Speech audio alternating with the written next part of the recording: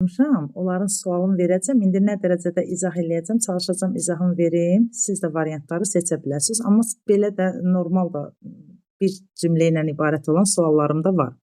Aygün müəllimə deyir ki, 4 yaşlı uşaqlara keçirilən məşğələdə onların riyazi biliklərini inkişaf etdirmək üçün müxtəlif oyunlardan istifadə edir.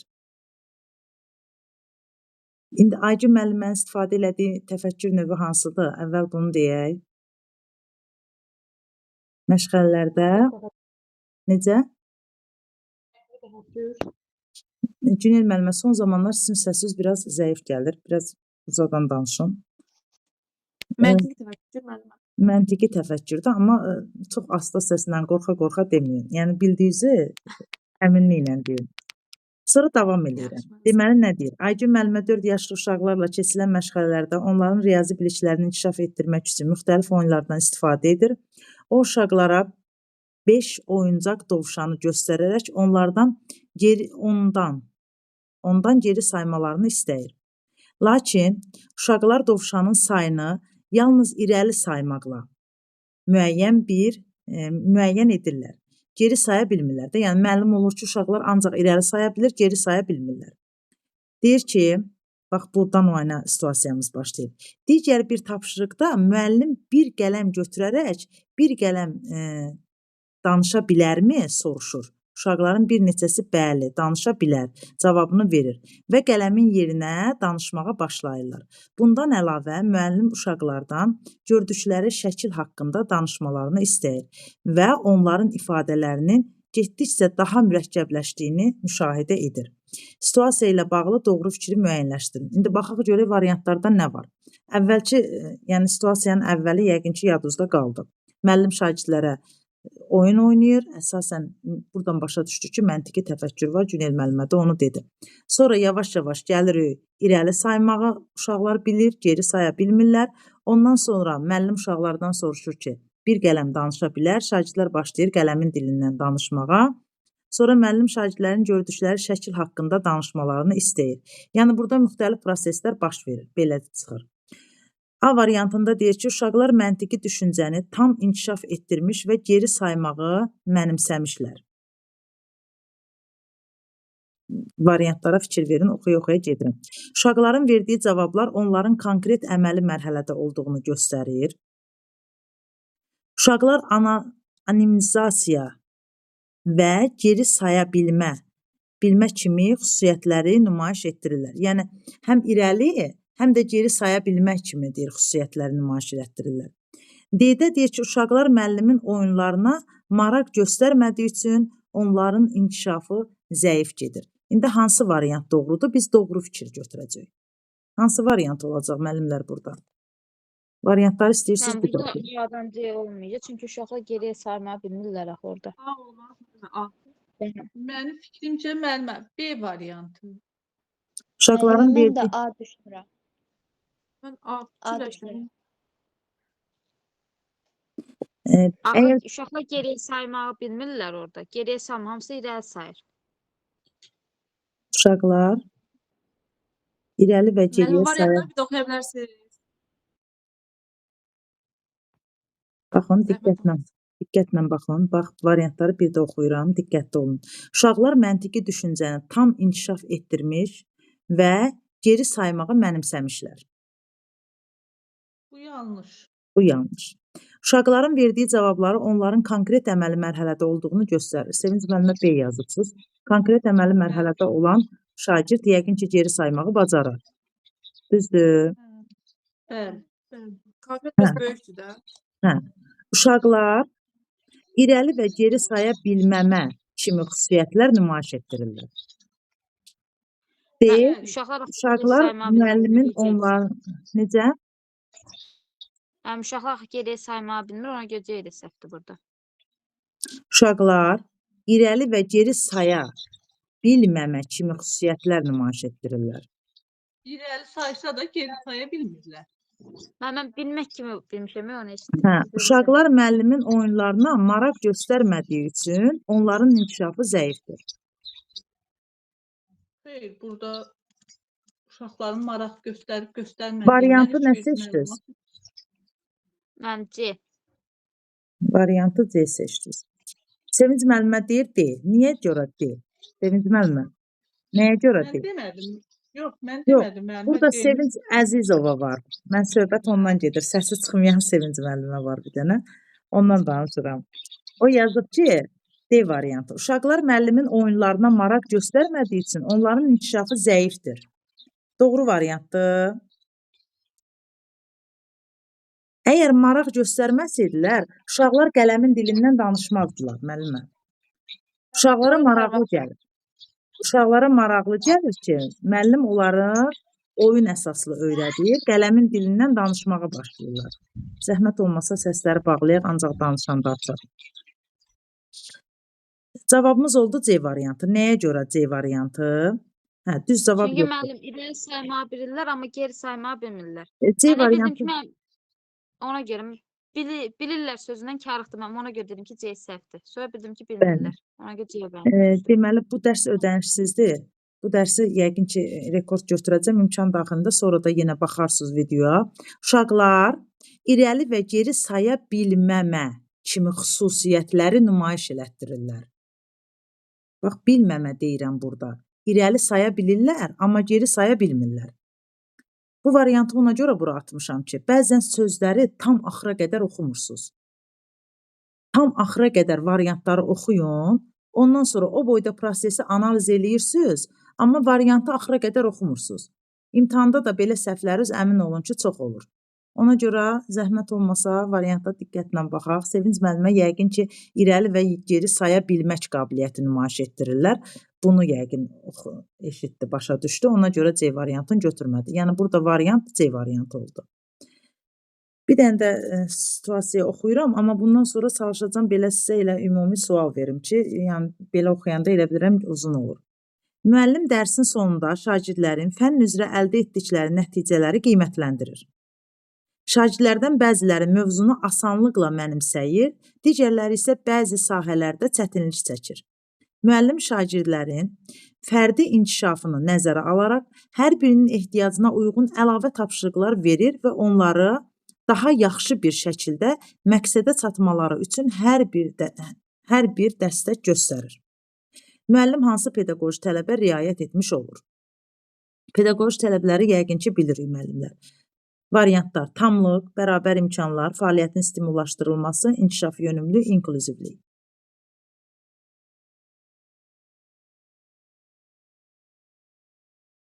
Müəllim neynir burada? Situasiyada neynir?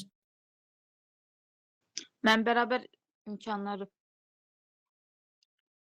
arada fərq İnklüzivlik qoymam. Necə? Baxın müəllim. İnklüzivlik olan müəllim. Müəllim dərs zamanı müxtəlif öyrənmə ehtiyaclarına... Yox, bunu oxumamışam. Müəllim dərsin sonunda şagirdlərin fənn üzrə əldə etdikləri nəticələri qiymətləndirir. Şagirdlərdən bəziləri mövzunu asanlıqla mənimsəyib, digərləri isə bəzi sahələrdə çətinlik çəkirlər. Müəllim şagirdlərin fərdi inkişafını nəzərə alaraq hər birinin ehtiyacına uyğun əlavə tapşırıqlar verir və onlara daha yaxşı bir şəkildə məqsədə çatmaları üçün hər bir dəstəyi göstərir. Müəllim hansı pedaqoji tələbə riayət etmişdir? Tamlıq, bərabər imkanlar, fəaliyyətin stimullaşdırılması, inkişaf yönümlü, inklüzivlik. Bərabər imkanlar olar. Mən bərabər imkanlar. Müəllimə, burada inkişaf yönümlülük, inklüzivlik. Hər birinin ehtiyacına uyğun tapşırıqlar verirsə. Sevinç müəllimə. Amma 2 dənə Sevinç müəllimə var. Biri düzgün cavab verir. Özə nəsə demək istəyirdi deyəsən, dayandı Sevinç müəllimə. İndi müəllimlər ortaq qərar verək, görək hələ hansı variantdır. Baxın, açar məqam deyirəm sizə. Müəllim dərsin sonunda eləyir bu fəaliyyəti. Qiymətlərinə görə inkişaf ola bilər. Nəticələrə görə Aha. baxıb. Bəs niyə inkişaf yönümlü demirsiniz? Baxın, Əlavə baxın mahiyyəti başa salıram, mahiyyəti başa düşək. Müəllimə, Bəli. xeyir olsun. Hər Müəllim vaxt əgər həmin keçdiyi alt standarta yenidən müraciət edirsə, bu məncə inkişaf yönümlülük tələbidir. Allah, çox qəşəng. Baxın, əgər müəllim bax Günel müəllim, hamımıza aiddir. Yəni bu qiymət şeyliyində analiz eləyin, düzgün analiz eləyin. Əgər müəllim dərsin əvvəlində şagirdlərdə bərabər imkan nə isə bərpa eləyirsə, əlavə testlər verir və yaxud da prosesi gedə-gedə, yəni prosesin əvvəlində, dərsin əvvəlində, ortasında bu sonda gördüyü işi görürsə, ola bilər bərabər imkanlar olsun, ola bilər fəaliyyəti stimullaşdırsın, ola bilər inklüziv olsun. Amma dərsin sonuna gəlir, testləri təhlil eləyir, şagirdlərin hansı səhv yol verdiyin müəyyənləşdirirsə sonda. Sonda eləyirsə, bu dərsin sonuna yaxındırsa, baxın, birinci sözüm sizə açar məqamdır. Müəllim dərsin sonunda. Son mərhələ varsa, qiymətləndirmə prosesi gedirsə, burada mütləq inkişaf yönümlü olacaq. Aydındır. Bax, müəllimə nə gözəl dedi, standarta yenidən müraciət eləyirsə, yəni təlim nəticəsini əldə eləmək üçün yenidən nəsə cəhd göstərir müəllim. Bu da inkişaf yönümlüdür. Bu, eyni dərsin daxilində də ola bilər. Dərs bitəndən sonra yenidən dərs başlayar, yəni başqa bir dərsə keçəndə müəllim həmin tapşırıqları zəif eləyən uşaqları, tutaq ki, təlim nəticəsinə nail olublar, amma məsəl üçün 10 dənə uşaq yüksək səviyyədə nail olub, 5 dənə uşaq zəif səviyyədə və yaxud da 8 dənə uşaq orta, 5 dənə uşaq tam zəif səviyyədə. Həmin o 5 dənə uşağı nəzərə alıb, təzədən o alt standarta müraciət edib, başqa bir təlim nəticəsi qura bilər və o təlim nəticəsində həmin məqamlara toxuna bilər. Aydın oldu, bu inkişaf yönümlüydür. Ümumiyyətlə, inkişaf yönümlüyün belə bir xüsusiyyəti var ki, müəllim o səhvləri nəzərə alır və gələcək planlaşdırmasında dəyişikliklər eləyir. Aydındır müəllimlər. Belə situasiya sizə uzun gəlirsə, qısa-qısa deyim. Deməli, ismin mücərrəd və ya konkret olduğunu müəyyənləşdirən şagird taksonomiyanın hansı mərhələsindədir?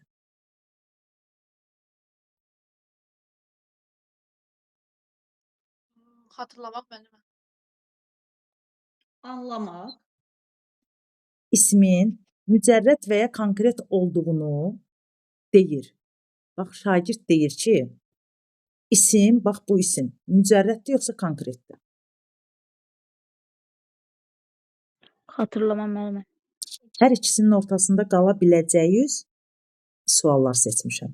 Əslində asan görünən, amma sizin üçün tam, necə deyim, netləşməyin istədiyim suallar seçmişəm. Əgər mən deyirəmsə, ismin konkret və mücərrəd olduğunu müəyyənləşdirməyi bacarır, bu olacaq anlama mərhələsi. Mən deyirəmsə, ismin konkret və ya mücərrəd olduğunu deyir, bu olacaq xatırlamaq mərhələsi. Çünki sadəcə bilir və deyir. Amma cümləni oxuyur, analiz eləyir, müəyyənləşdirir, aydınlaşdırır ki, bu isim konkretdir yoxsa mücərrəddir. Gəlin razılaşaq ki, bəzi isimlərin konkret və ya mücərrəd olduğu haqqında düşünmək lazımdır. Düzdür, Günel müəllimə? O düşünməyi tələb eləyəcəksə, müəyyənləşdirmək üçün mən düşünəcəmsə, beynimdə biliyimi emal eləyəcəmsə, burada müəyyənləşdirmək feili mənim köməyimə çatacaq, deyəcəm anlama mərhələsidir. Yox, əgər mən elə... Necə? Olanlar üzərində müqayisə aparırsa, anlama olacaq. Bəli, müqayisə aparacaq. Görüm hələ bu həqiqətənmi konkretdir, həqiqətənmi mücərrəddir. Bunun üzərində işləyəcəksə, deməli bu nə olacaq? Məsəl üçün, küləyi bəzən deyəndə ki, külək necə isimdir? Biri deyir konkretdir, biri deyir mücərrəddir, biri deyir hə, sənə toxunur, hiss eləyirsən. Ona görə, yəni əslində konkretdir. Amma bunu hər şagird anında tutmur.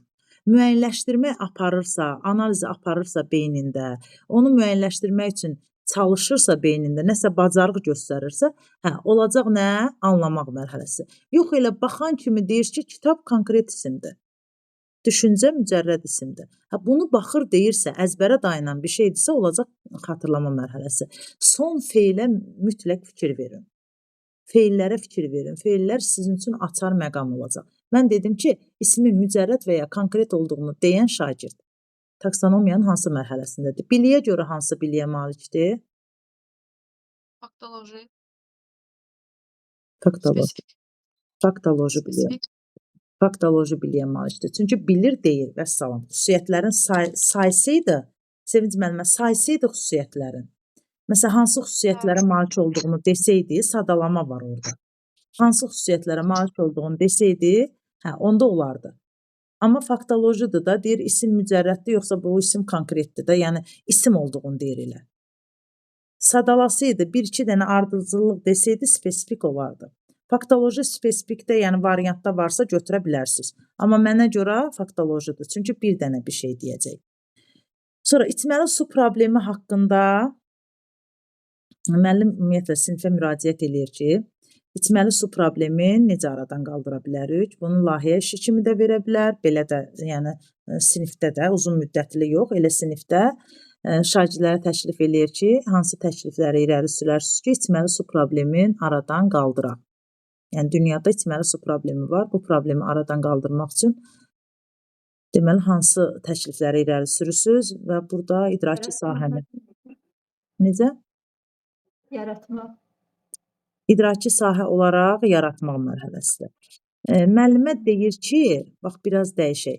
Müəllimə deyir ki, içməli su problemini aradan qaldırmaq üçün tutaq ki, Google-dən də belə axtarış olaraq Google-a axtarış verin və oradan yararlanaraq, oradan bəhrələnərək bu layihə işini təqdimat eləyin. Araşdırma aparın, internet resursların üzərindən araşdırmalar aparın və içməli su problemini necə həll eləyə bilərik, ondan sonra layihə işini təqdimatını eləyin. İndi nə olacaq? İnformasiya savadlılığı, yoxsa mərhələ olaraq Mərhələ olaraq, ancaq idraki sahə soruşuram, ancaq idraki sahə. İdraki sahə soruşuramsa, mənə başqa yerdən cavab verin. Təqdimat hazırlamaq yaradıcı deyil ki, təqdimat hazırlamaq. Aha. Orada çalışıyoruz. Təqdimat deyirdi, müəllim yolunu deyil. Yox, təqdimat hazırlayın. Layihə işi verir. Müəllimə layihə işi verir. Əvvəl dedi ki, müəllimə şagirdlərə təklif edir ki, içməli su problemini necə aradan qaldıra bilərik? Bunlar təkliflərini irəli sürürlər. Bu oldu yaratmaq. İndi müəllimə təklif eləyir ki, layihə işi verir şagirdlərə. Deyir ki, internet resursları üzərindən araşdırma apararaq bu layihə işini təqdimatını eləyin. Yəni bu layihə işini hazırlayın, təqdimat eləyin. Mən təqdimat sizə görə yaradıcı deyil orada. Müəllimə təhlil etmək mərhələsi ola bilər müəllimə, çünki yəni əlində olan faktı yəni təhlil edir də, araşdırma aparır. Yoxlayır və yaxud da. Mən həqiqətən elə bilirdim ki, elə ağzımdan çıxan kimi cavabını verəcəksiniz. Çox asan düşünürdüm bu sualı. Müəllimlər, nəyəsə istinad eləyərək layihə işi hazırlayırsa, birbaşa tətbiq etmə mərhələsidir. Orada təhlil yoxdur. Siz dediniz, mən eşitmədim. Mən eşitmədim. Əgər nədənsə istifadə eləyirsə, hər hansı bir internet resursundan, hər hansı bir bazadan, kitabdan, nədənsə istifadə eləyərək layihə işi hazırlayırsa, tətbiq etməlidir. Müəllimə, istifadə etmək var idi orada. Hə, istifadə etmək. Yox, əgər istifadə eləmirsə, öz fikir və mülahizələri əsasında hazırlaşırsa, yəni burada tənqidi təfəkküründən istifadə eləyirsə, onda olacaq nə? Yaratmaq mərhələsi. Yox, əgər öz düşüncələrini qoyur bir tərəfə, nədənsə istifadə edirsə, burada məntiqi təfəkkür olacaq və tətbiq etmə mərhələsi olacaq. Ümumiyyətlə, aşağı təfəkkür səviyyəsində olan mərhələdə, aşağı mərhələlərdə, taksonomiyanın aşağı mərhələlərində olan şagirdlər hansı təfəkkürə malikdir müəllimlər? Aşağı müəllimə. Məntiqi təfəkkür. Xatırlamaq, anlamaq. Aha, xatırlamaq, anlamaq, tətbiq etmək. Və bu mərhələlər hansı təfəkkür növünə sahibdir? Aşağı təfəkkür səviyyəsi. Bəli. Yuxarı təfəkkür səviyyəsinə malik olanlar isə təhlil etmək, dəyərləndirmək, dəyərləndirmək, yaratmaq. Əla. Sonra müəllim şagirdlərə imtahan zamanı nəyi necə etməli olduqlarını izah edir. Yəni imtahan üçün bir situasiya hazırlayır. Əvvəlcədən olur da, yəni 9-ların imtahanında, 11-lərin imtahanında, 4-lərin monitoring imtahanında əvvəlcədən müəllim imtahanda nəyi necə eləyəcəklər? Bunu dönə-dönə izah eləyirik sinifdə şagirdlərə. Bu müəllim də belə bir şey eləyir və sonda bunu həmin vəziyyəti canlandırır şagirdlərlə.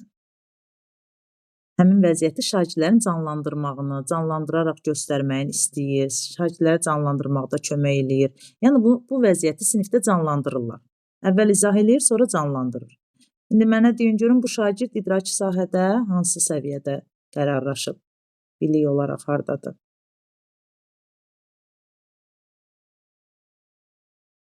Tətbiq etmədə. Müəllimə necə canlandırırlar? Yəni rol olaraq necə? Bax, Günel müəllimə, çox üzr istəyərəkdən, biz indi burada çox adam yoxdur, özümüzü deyirik.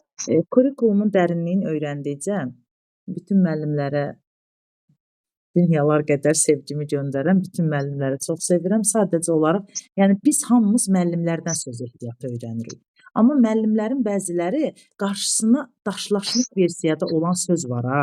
Yəni hamımız bunu səhnələşdirmək kimi görmüşük, düzdür? Hamımız bunu səhnələşdirmək kimi görmüşük, bu sözü səhnələşdirmək istəyirik. Həmin vəziyyəti yaradır deyirəm, həmin vəziyyəti göstərir deyirəm. Günel müəllimə beynimdə fikirləşir. Yox, həmin yəni təşəkkür edirəm Sevinc müəllim. Bütün müəllimlər anında heç kimin ağlına anında səhnələşdirmək gəlmir. Əgər mən orada ifadə olaraq səhnələşdirmək desəydim, anında hamı düz cavabı deyəcəkdi. Mən orada başqa bir sözdən istifadə eləmişəm deyə, sanki sinonim sözlərdən xəbərimiz yoxmuş kimi özümüzü aparırıq. Yəni bu eyni vəziyyəti yaratmaq nə deməkdir? Həmin o izah, axı mən deyirəm əvvəlində izah edir. Mən demirəm şagirdlər imtahan səhnəsi yaradırlar. Deyirəm ki, əvvəl qayda verir. Əla, bacırsan, izah eləyəndən sonra deyirsən. İzah eləyəndən sonra. Deməli, burada nədir? Çox yenə üzr istəyirəm. Bax, kurikulum budur. Müəllimlər dərk etməni yaxşılaşdırsa, ona görə deyir ya mahiyyət. Dərk etmə yaxşılaşsa, situasiya necə gəlir gəlsin? Situasiyanın atası gəlsin, necə gəlir gəlsin. Mən başa düşüm, yetər ki, mən anı analiz eləyə bilim, həmin anda oxuduğum sözü analiz eləyə bilim. Ondan sonra mənim üçün 2/2 olacaq. Baxın, burada adi bir şeydir. Həyəcanlanmağa, başqa şey düşünməyə ehtiyac yoxdur. Müəllim neyniyir? Bax, əvvəl sualları ard-arda ona görə belə yazmışam. Əvvəl nə idi? İçməli su problemi haqqında layihə işi idi. Hər hansısa bir internet resursunun üzərindən işləyirdi. Bu da tətbiq etməkdir. Sonra gəldim, sinifdə müəllim izah verir. Bax, eyni şeydir, analogiya aparıram. Bayaqki sualla eynidir. İzahı verirəm və izahın üzərindən sizdə deyirəm ki, həmin o izaha uyğun bir səhnə canlandırın. Siz onu təxəyyülünüzdən canlandırmısınız ki, yaratmaq olsun. Bayaqki verdiyim izaha uyğun canlandırırsınız. Ona görə də eyni prosesdir. Amma anında heç kim o vəziyyətdə tutmadı. Biraz diqqətli olun müəllimlər suallara qarşı. Mahiyyəti başa düşməyə biraz diqqətli olun. Elə mən də sizin kimi, yəni mən də sizin qədər mahiyyətə diqqət versəm, fikir versəm, o mahiyyəti sizə daha yaxşı, aydın, açıq göstərməyə bacaracam və bu da bizim ümumilikdə hamımızın komanda olaraq irəli getməyimizə kömək olacaq. Aydın oldu müəllimlər. Deməli nədir? Şagirdlərə imtahan zamanı nəyi necə etmələri olduğu haqqda müəllim məlumat verir. Qaydanı öyrədir, yəni sinifə daxil oldun, otağa daxil oldun, imtahan vərəqini götürdün, qələmi götürdün, belə kodlaşdırdın, belə elədin, məktəbin nömrəsini, bunu, qaydanı başa salır. Sonra da həmin qayda üzrə həmin vəziyyəti canlandırırlar. Bax, mən vəziyyəti göstərməklərini dedim. Heç canlandırır da demədim. Amma siz onu anında tətbiq etmə kimi düşünmədiniz. Bu da tətbiq etmə olacaq müəllimlər. Bilik olaraq da, yəni bildikləri qayda üzərindən nəyisə tətbiq eləyirlər. Öyrənmə tərzi kinestetikdir, orada səhnələşdirmə var. Bilik olaraq da proseduraldır, çünki hansısa ardıcıllıqla eləyəcəklər bunu. Aydındır. Səhnələşdirmə var deyə kinestetik öyrənmə tərzi götürdüm. Prosedural da ardıcıllıq var. Əvvəlki biliklə, bu yəqin ki, sizə asan gələcək, çalışmışam bildiyiniz şeylərin üzərindən gedim, amma netləşdirmək üçün. Əvvəlki biliklə yeni biliklər arasında əlaqə yaratmaq, bilik olaraq, idraki sahə olaraq, sonra təfəkkür olaraq. Əvvəlki biliklə indiki bilik arasında Günel müəllimə həmişə mənə deyir ki, müəllimə üçlü testlər ver. Bu da üçlü testdir. Əvvəlki biliklərlə yeni biliklər arasında əlaqə yaradan şagird, idraki sahə, biliyin növü, təfəkkürün növü. Əlaqə yaradırsa, niyə dillənmirsiniz müəllimlər? Mənim Asan sual. konseptual. Aha, beyin jimnastikası olacaq bu sizə, konseptual, sonra bilik Məntiqi olaraq təfəkkür, Məntiqi məntiqi təfəkkür. Mən təfəkkür, məntiqini sonra qurur orada. aha, idraki sahə olaraq nədir? Xatırlama. tətbiq. Niyə xatırlama? Yəni anlamadır. Anlamadır, Anlama. bəli, anlamadır. Anlamaq var. Anlamadır. Evet. Əlaqə yaratmaq varsa, müzakirə eləmək varsa, müqayisə eləmək varsa anlamadır. Elə bir bilik növüdür ki, bunun nəticəsi faktoloji və konseptual biliyə aid olur.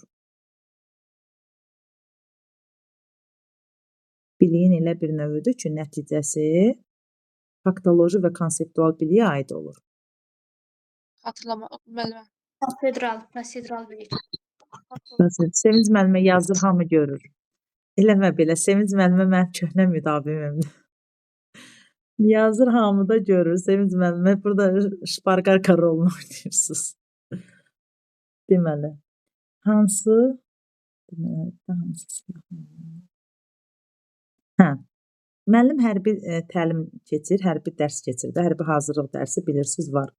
Burada soruşur ki, deməli, adı çəkilən döyüşdə hansı silah növlərindən istifadə etsək daha məqsədə müvafiqdir?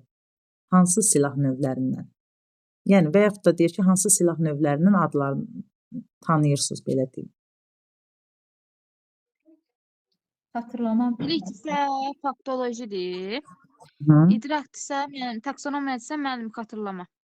İndi deyin görüm spesifikdir yoxsa faktolojidir elə. Terminolojidir, faktolojidir, spesifikdir, nədir bu? Silahlar sadalayırsa, yəni spesifik. Yəni sadalayıraq orada silahların adı. Təhsil bir dənə silahı soruşmur da, neçə dənə silahı sadalayır orada. Onun spesifik. Aha. Bəs silahın adını deyir axı, növlərini deyir, adlarını deyir. O necə olacaq? Müəllimə. Adlarını deyirsə silahın adı nə olacaq? Spesifik olacaq onda. Amma Silahın orada bir neçə dənə silaha deyir də, bir dənə silaha demir ki. bax, o silahın xüsusiyyətini sadalasaydı Fatimə, olacaqdı spesifik. Yəni bir silahın müxtəlif xüsusiyyətlərini sadalasaydı, olacaq idi spesifik. Amma silahların adını sayır deyə sadəcə adlarını sayır. Olur terminoloji. Aydındır, razılaşırsınız yoxsa yox? Bəli. Kiminsə beynində sual varsa desin. Silahın adlarını sayırsa, bu olacaq terminoloji. Çünki termindir. Adlarını sayır. Amma silahın xüsusiyyətlərini saysaydı, hansı atıcılıq qabiliyyəti var, hansı məsafədən ata bilir, yəni bu döyüş üçün hansı uyğundur, o xüsusiyyətləri saysaydı. Çünki burada iki cür yazmışam sualı. Xüsusiyyətlərin sadalasaydı, döyüşü udmaq üçün hansı daha əlverişlidir desəydi, bu faktoloji spesifik olacaq idi. Yox, burada sadəcə müəllim silahı soruşur. Yəni burada birində komandir soruşur döyüşü udmaq üçün. Orada olan, yəni düşündüm ki, o dərsimizə aid olmayacaq. Ona görə onun üstünə xətt çəkmişəm. Birində yazmışam komandir istəyir bu sualın cavabını. Əgər komandir istəyirsə, onda spesifik bilik olacaq. Çünki silahın xüsusiyyətlərini sayacaqlar. Amma müəllim silahın adlarını soruşursa, onda faktoloji terminoloji olacaq. Faktoloji bilik də terminoloji olacaq. Deməli, tələbənin biri sinifdə 9B sinifində oxuyan şagird uşaqlarla danışanda hər dəfə deyir ki, baxmayaraq ki, başqa uşaqlar 9-cu sinifdən buraxılış imtahanı verərək hansısa peşə təhsili almağı düşünürlər. Amma Həsən hər dəfə deyir ki, mən nəinki bakalavr, hətta magistr səviyyəsində təhsil almağı düşünürəm. Çünki bunu mənə hər dəfə evdə valideynlərim deyirlər ki, sən mütləq oxuyub magistr pilləsinə qədər yüksələcəksən və mən də buna görə özüm üçün deməli söz vermişəm. Magistr pilləsinə qədər yüksələcəm. Həmin şagirdin deməli idraki sahə, təfəkkürün növü, bir də biliyin növü. Bilik olaraq metakognitiv bilik olacaq. Yəni mövzu haqqında fikirdir. Aha. Sonra bilik olaraq metakognitiv. Biliyi asandır. Sonra. Məntiqin qurur orada müəllimim. Aha, özü üçün məntiqi yanaşıb öz işinə. Sonra müəllimənin dediyi birinci özün Təhlil etmə deyil orada da taksonomiyada. Təhlil edir də özün. Düz səhv dedim. idraki sahə olaraq hansı mərhələdədir? Yəni təhlil etmə deyil orada. Baxın, mən orada dedim ki, atasıgil, valideynləri buna belə bir şey deyirlər. Və o da valideynlərinin fikrinin üstündən Sevinc müəllimə, emosional sahədə xarakterizə etmə mərhələsi əzizim. Qurban sizə, sizin qədər bilə bilmərəm. Dəyərləndirilmə. Dəyərləndirmə var. Bəli, valideynlərinin fikrinə önəm verir, onların fikrini sanki müdafiə eləyir, ona görə dəyərləndirmə mərhələsindədir bu şagird. Emosional sahədə də xarakterizə etmə mərhələsində ola bilər. Yəni, mən onu soruşmamışam, orada Sevinc müəllimə dedi, mən də dedim. Deməli, müəllimlər, sual işləməyin əsas məğzi nədir? Şərti düzgün oxuyun, sizdən nəyə görə soruşur? Hansı şərtə uyğun soruşur? Yəni, sizdən idraki sahəni soruşursa, siz heç vaxt emosional sahəyə üzrə cavab axtarmayın ki, variantlarda verəcəklər o cavabları. Mütləq variantlarda idraki sahəni soruşub, emosional sahəni variantlarında qoyacaqlar. Ki, siz qarışdırasınız. Və siz həmin anda oyanıqlığınız bir dənə orada olmalıdır ki, baxım görüm şərtdə nə soruşur. Məndən olsa əlinizdə nəsə olsun, indi kompüterdürsə, bilmirəm. Yəni, bir yolun tapın, həmin sözü şərtin son sözün, tələb olunan sözü ağ vərəqə özü üçün yazın, altından xətt çəkin. Ki, variantlarda onu axtarın. İnanın ki, bunu eləsiz udacaqsınız. Çünki adamın orada beyni dolur, gözün örtülür də, belə deyim, beyin həyəcandan hipnozlaşır.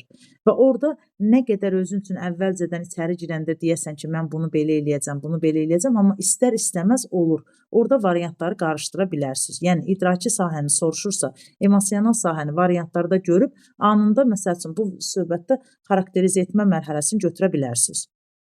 Amma ora diqqətli olmalısınız. Hər sözün, baxın, orada, baxın görün, hələ atanı ora niyə salmışam, valideyni ora niyə salmışam.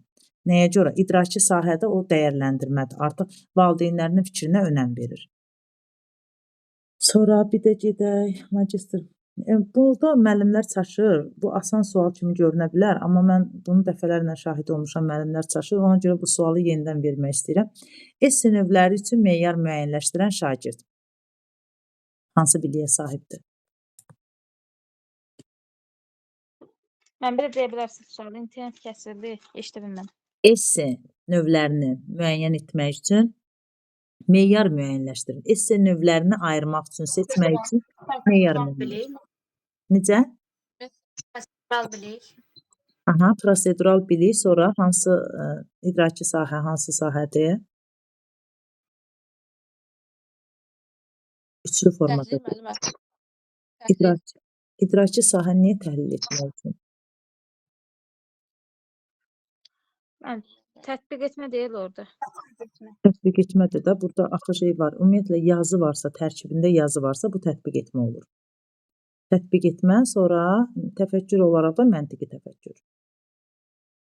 Yəni, bu cür suallar qarşısına çıxacaq. Bu esse artıq daşlaşmış bir versiyadır. Bəlkə də imtahanda, yəni mütləq hansısa bir sualın içərisində qarşısına çıxacaq. Esse var. Şagird səhvini boynuna almaq üçün qorxur. Yəni, müəllimdən qorxur şagird. Səhvini boynuna almağa, düşünür ki, mən səhvimi boynuma alaram, nəsə müəllim məni danlayar, neynəyər, pedaqoji tələb olaraq nə pozulur burada? Hansı bu şagirddə pedaqoji, deməli, bu situasiyada pedaqoji tələb olaraq hansı pedaqoji tələb daha çox formalaşmayıb? Müəllim formalaşdırmayıb. Dəstəkləyici mühit müəllimə. Dəstəkləyici mühit, əla. Deməli, şagird əgər səhv eləyəcəyindən qorxursa, müəllimə yaxınlaşmağa, müəllimə nə isə deməyə qorxursa, orada sağlam psixoloji bağ qopub. Müəllim o sağlam psixoloji bağı qurmayıb. Yəni, dəstəkləyici mühitin iki versiyada pozulması var da. Biri laboratoriya aparır, hansısa infrastrukturdan istifadə etmək, təhlükəsizlik qaydalarına riayət etmək, bunlar var. Yəni, müəllim tam bu təhlükəsizlik qaydalarına necə riayət eləyəcəklər, infrastrukturdan necə istifadə edəcəklər, bunu təmin etmirsə də dəstəkləyici mühiti pozur. Bir də var, sağlam psixoloji mühit yaratmır. Müəllim burada sağlam psixoloji mühiti qoymayıb, qorunmayıb, formalaşdırmayıb. Ona görə də şagird ona səhv edəcəyindən qorxur. Demir ona. Ümumi təhsilin hansı xarakter? Ümumi təhsil müəssisələrində ümumi təhsilin idarə olunması hansı xarakter daşıyır? Bu faktoloji sual kimi bir şeydir. Həmişə də düşür. Bunu yazmışam. Öyrədici, tərbiyə edici, inkişaf etdirici. Əla. Bu eyni zamanda da pedaqoji tələb olaraq hansı tələbin xüsusiyyətləridir? Tamlıq, müəllimə. Tamlığın xüsusiyyətləridir, bəli. Sonra inteqrasiyanın müəllimlər hansı növləri var? İnteqrasiya, ən üstün inteqrasiya hansıdır? Bu haqda biraz danışaq, inteqrasiyanı təkrarlayaq. Ən üstün inteqrasiya, fənn üstü inteqrasiya. Aha. 3 növü var. Aha. Fənlər arası, fənn daxili, fənn üstü. Fənn daxili inteqrasiya özü 2 yerə ayrılır. Üfüqi inteqrasiya, şaqlı inteqrasiya. Üfüqi inteqrasiya belə deyim, mən özüm belə yadımda saxlayıram, siniflər arasında olan inteqrasiya, yox, üfüqi inteqrasiya məzmun xəttləri arasında olan inteqrasiya, şaquli inteqrasiya siniflər arası olan inteqrasiya. Bu siniflər arası olan inteqrasiya, siz təşəkkür edirəm müəllimə. Bu siniflər arasında olan inteqrasiya siz əvvəlki mövzularla olan inteqrasiya kimi də rast gələcəksiniz. Yəni müəllim əvvəlki keçdiyi mövzulara istinad eləyir, ona motivasiya qurarkən və yaxud da öyrənmə prosesi başlayarkən şagirdlərə əvvəl bu hadisəyə hansı mövzuda rast gəlmişdiniz deyə soruşursa, deməli əvvəlki mövzulardan istifadə eləyir və bu zamanda şaquli inteqrasiya olacaq. Düzdür, qayda olaraq əvvəlki siniflər sözü var, amma testlərdə qarşınıza çıxacaq. Əvvəlki mövzulardan da istifadə eləyirsə, deməli hansı inteqrasiya növündən istifadə edir? Fənn daxili, şaquli inteqrasiya. Sevinc müəllimə sağ olsun, qəşəng izah elədi, bizim ödənişli müəllimlərimizdəndir. Sonra sinifdəki uşaq, uşaqların bir-birinə rəy verir, rəy vermə qabiliyyəti. Onu araşdıraq. Uşaqlar bir-birinə rəy verməyi bacarırlarsa, hansı təfəkkür formalaşıb uşaqlarda? Hansı təfəkkürdən istifadə edirlər? Tənqidi təfəkkür. Necə? Tənqidi təfəkkür. Tənqidi təfəkkürdə. Şagirdlər bir-birinə rəy verən zaman hansı xüsusiyyətlərə üstünlük verməlidirlər? Nələri nəzərə almaq lazımdır? Müəllim çalışmalı ki, şagirdlər hansı səhvlərə yol verməsinlər? Nələri nəzərə alsınlar? İnanın ki, MİQ-in əsas qayəsi bu olacaq. Rəy vermə, sinifin idarə edilməsi, konfliktlərin idarə olunması, problemlərin, sinifdə yaranan problemlərin həlli. Bu dəfə MİQ bunun üzərində olacaq. Yəni, mənə elə gəlir. Şəxsi qərəzlik ola bilər. Necə? Əməkdaşlıq fikirləşirəm müəllimə. Bu demək istəyirsiniz? Əməkdaşlıq eləmək. Müəllim nəyə diqqət eləməli ki, şagirdin Sevinc müəllimə. Şagirdlər bir-birinə rəy verən zaman nələrə diqqət eləməlidirlər? Yəni, müəllim çalışmalıdır ki, şagirdlər rəy verən zaman hansı xüsusiyyətlərdən istifadə eləsin? Yəni, hansı cür rəy versinlər də belə deyim. Şagird bir-birinə rəy verən zaman müəllim nəyə diqqət eləməlidir? Müşahidə eləyir. Bir-birinə qərəzli olmalıdır şagirdlər. Aha, barbarı Şəxsi açıram. qərəzliklər. Aha, şəxsiyyətinə Şəxsi yox. qərəzlik. Yox, şəxsi qərəzlik yox, şəxsiyyətinə deyil, Sevinc müəllimə yazır oradan, təşəkkür edirəm. Müəllim çalışmalıdır ki, şagird haqqında rəy verəndə onun şəxsiyyətinə deyil, bacarığına rəy versin, fəaliyyətinə rəy versin. Rəy ümumiyyətlə fəaliyyətə yönəlik olmalıdır. Rəy spesifik olmalıdır, xüsusi olmalıdır, aydın olmalıdır, gələcəyə yönəlik olmalıdır, daha dəqiq olmalıdır, vaxtında olmalıdır, əla Sevinc müəllimə. Və bunlar hamısı rəyə aid olan, konstruktiv rəyə aid olan xüsusiyyətlərdir. Müəllim çalışmalıdır ki, şagird də şagirdə rəy verən zaman konstruktiv rəy versin. Yəni onun sırf bacarığına, həmin anda olan fəaliyyətinə rəy versin. Və şagird də arxayın olmalıdır ki, mənim şagird yoldaşım mənim sırf fəaliyyətimə rəy verəcək. Mənim hal-hazırdakı fəaliyyətim əgər doğru düzgündürsə, mənim fəaliyyətimə rəy verəcək. Yəni onunla mənim aramda olan konflikt varsa, yoxsa onun bu dərs prosesinə aidiyyatı yoxdur.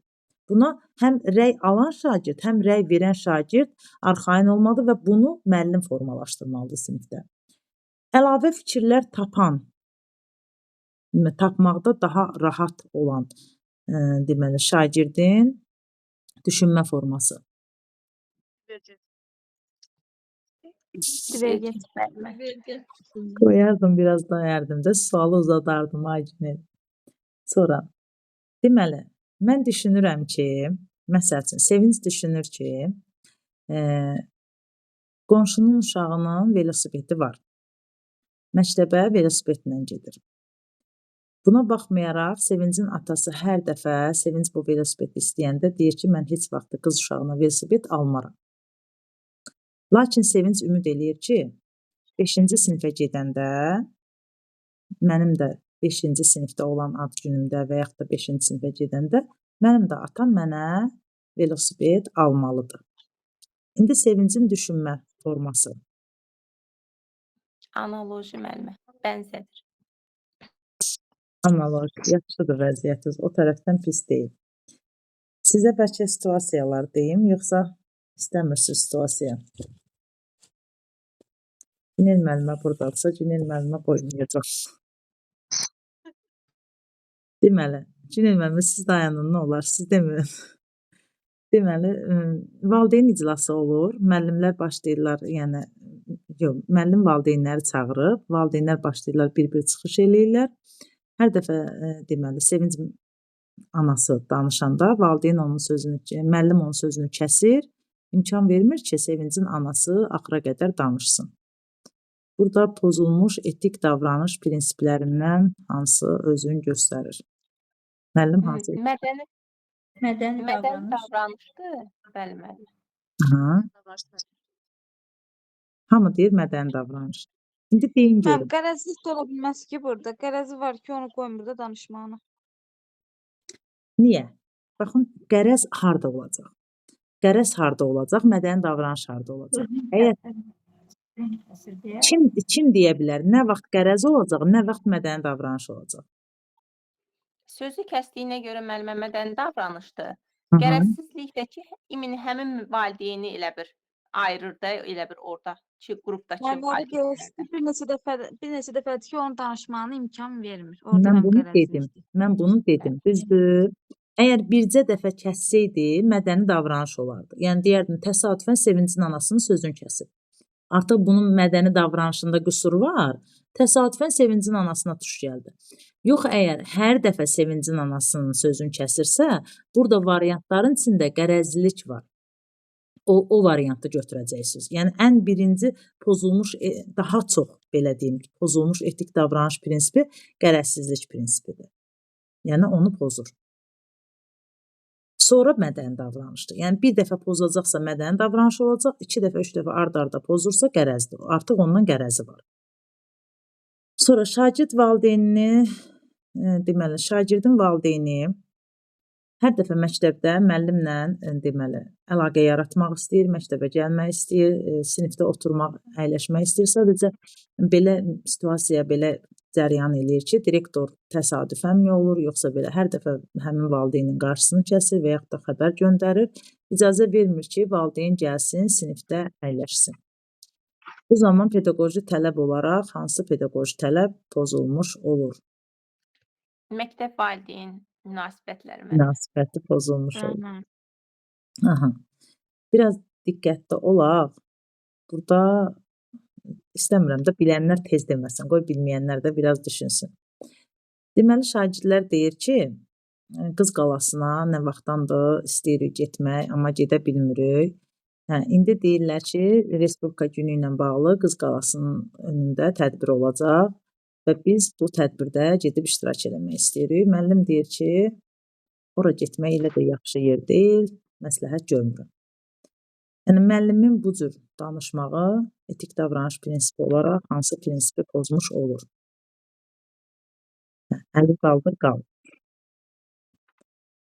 Əli qaldır, qal. Sevinc müəllimə yanlışa yol verdiniz. Bilirəm. Müəllimə loyallıq. Hə, loyallıq. Bu Aytən yazılan elə Aytən müəllimədir də, elə? Bəli, müəllimə. Hə. Axşamınız xeyir. Axşamınız xeyir. Hə, bu loyallıq prinsipidir. Çünki dövlət strukturu haqqında, dövlətin hər hansısa bir dövlətə aid olan bir müəssisə, bir iş haqqında mənfi bir rəy verirsə, loyallıq pozulur. Təşəkkür edirəm Sevinc müəllimə. Sonra müəllim düşünür ki, cəmiyyətdə doğru şəxsiyyət formalaşdırmaq, ümumiyyətlə cəmiyyət qarşısında vəzifəsini doğru düzgün həyata keçirmək mənim mənəvi borcumdur. Etik davranış prinsipi olaraq hansı etik davranış prinsipi pozulan, bərpa olunan, belə deyim. Hə, Günel müəllimə əlin qaldıra-qaldıra qalacaq deyəsən. Sevinc müəllimə sizə də uyğulayım. Deyəsən Sevinc müəlliməyə də uyğulayacağam bu gedişatı, Günel müəlliməyə də ki, yəni əllərinizi qaldırın, bilənlər əlin qaldırsın, bilməyənlər desin. Belə bir şey. Vicdanlılıq müəllimə. Bəli, vicdanlılıq prinsipidir. Yəni müəllim cəmiyyət qarşısında doğru düzgün şəxsiyyət formalaşdırmağı özünə məqsəd qoyursa və bunu özünə borc bilirsə, mənəvi borc bilirsə, bu vicdanlılıq prinsipidir. Deməli, şagirdlərdən biri 8B sinifində olan hər hansı bir şagird düşünür ki, bu asan olacaq sizə. Düşünür ki, mən hər dəfə müəllimi dinləyirəm, dərs elə buradan gəlir, buradan gedir. Bir dəfə də müəllimə təklif eləyir ki, müəllimə, bu gün dərsi müzakirə şəklində keçək. Çünki mənə elə gəlir ki, mən müzakirə formasını daha yaxşı mənimsəyəcəm. İndi həmin şagirdin taksonomiyanın hansı mərhələsində olduğu, hansı biliyə sahib olduğu, hansı təfəkkürə sahib olduğunu müəyyənləşdirək. Metakognitiv bilik. Tənqidi, özünə tənqidi yanaş. Sonra Bizə nə dediniz müəllimə? İdraki sahə. İdraki sahə. Dəyərləndirmə ola bilər müəllimə. Dəyərləndirmə. Emosional sahə. Affektiv sahə. Təşkil etmə. Necə? Təşkil etmə. təşkil etmə, bəli. Metakognitiv bilik təşkil etmədir. Əla. Görürsün mənim əlimi qaldırmadım bu dəfə. Bilirdim ki. Bunda biraz. Allah. Deməli,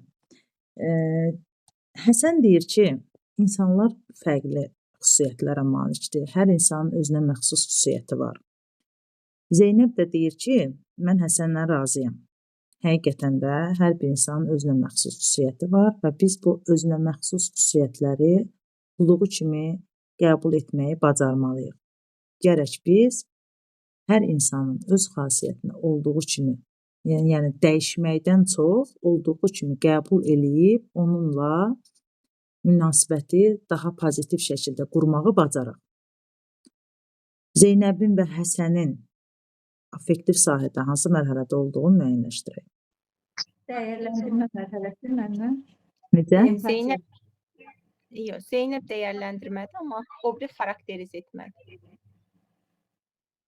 Empatiya olduğuna görə dəyərləndirmə mərhələsindədir.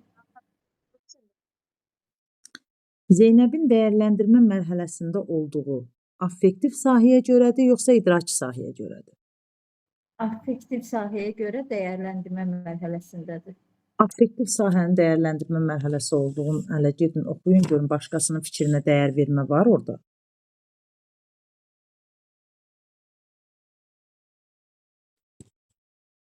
Müəllimə onda hər ikisi xarakteriz etmədə deyil.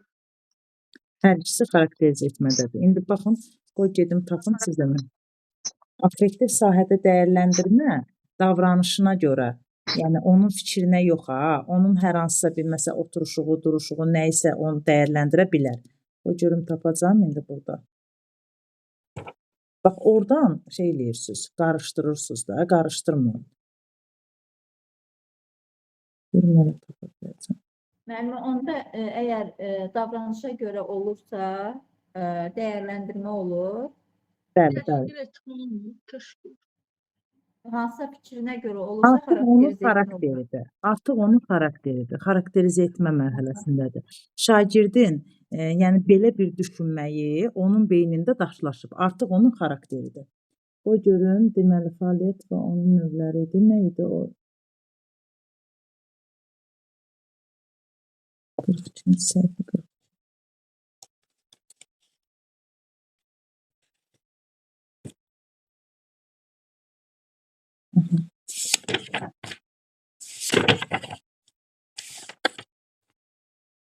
Deməli, informasiyanı qəbul etmə və ekspresiv, yəni ünsiyyət qurmada, yüksək dərəcəli ünsiyyət qurma bacarığı formalaşandan sonra şagirdlər özləri üçün dəyərlər müəyyənləşdirirlər.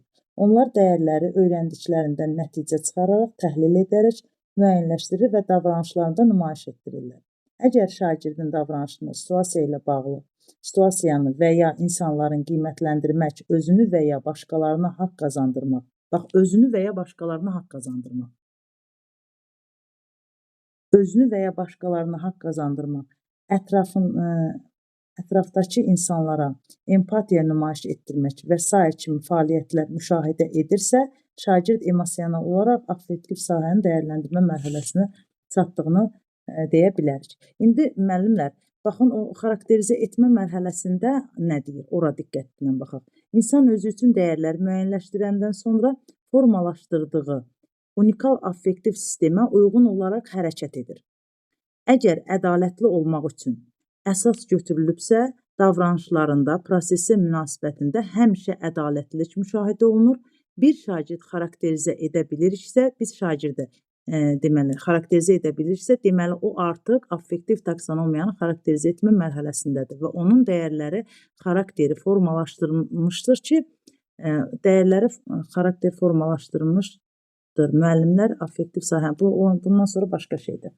Yəni, bu artıq başqasına verdiyi, başqasının xarakterində özünü göstərən, bayaqdan dediyim o xüsusiyyətlər ki var, deyir ki, başqalarına dözümlü olmalıyıq, bunu qəbul eləyir. Bu insan da ondan müştərək qəbul edir. Yəni, burada necə? Balaca bir məqam var. Yəni, bu özündən demir o fikri. Həmin yoldaşı deyir və deyir ki, mən də eyni fikirləşirəm onun kimi. Təkcə onu müdafiə eləmək yox. Eyni onun kimi düşünürəm mən də. Bunların hər ikisi xarakterizə etmə mərhələsindədir. Yəni, situasiya, bu əvvəlki illərdə düşən suallarla bağlı baxıb yazmışam bunlara. Bunların hər ikisi, bu uşaqlar hər ikisi xarakterizə etmə mərhələsindədir. Yəni, dəyər versə, əgər bu idraki sahə soruşsalar, onda dəyərləndirmə olar. Zeynəb yoldaşının dediyinə dəyər verə bilər. Yox, əgər hər ikisinin affektiv sahəyə görə soruşursa, hər ikisi xarakterizə etmə mərhələsidir. Kimsə razı oldu, yoxsa razılaşmadınız bundan? Aydın oldu, yoxsa aydın olmadı? Təşəkkür edirəm Günel müəllimə. Sonra gələk, deməli, Qarabağ müharibəsi ilə bağlı müzakirəli dərs təşkil edirik.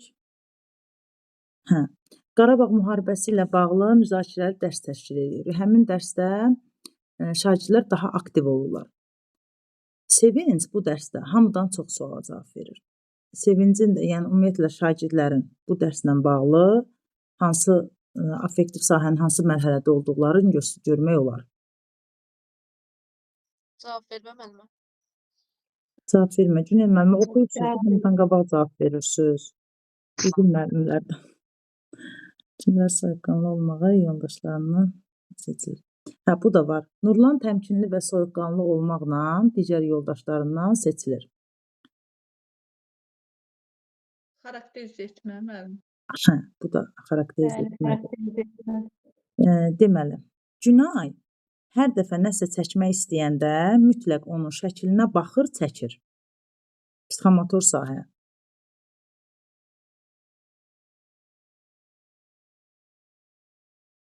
Baxıb çəkirsə imitasiyadır müəllim. Baxıb çəkirsə imitasiyadır.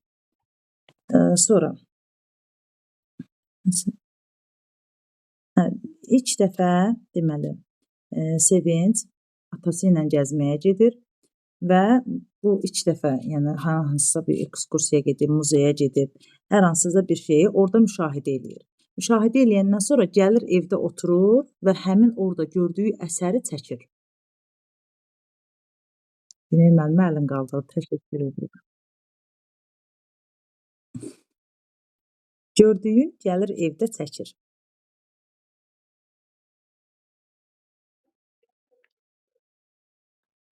Müəllimlər niyə birləmirsiniz? Manipulyasiyadır müəllimə.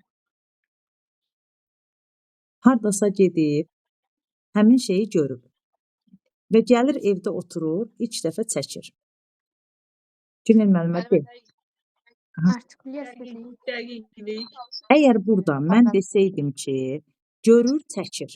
İlk dəfə sözünü işlətməsəydim, gördüyü şeyi çəkirsə manipulyasiya olacaq idi. Dəqiqlik onda ilk. Əgər mən sizə deyirəmsə ilk dəfə sözünü deyirəmsə, ilk dəfə oturur, çəkir. Bunu heç vaxt çəkməyib. İlk dəfə çəkir.